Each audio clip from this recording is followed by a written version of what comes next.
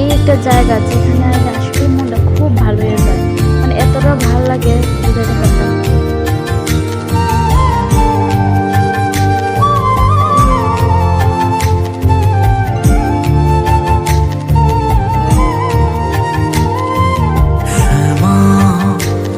তোর চরণ ধরে থাকতে দিস রে জনম ধরে আমার মাগো, তোরে পাগল ছেলে রইবে রে রোজ তোরা চুলের ছায়ায়।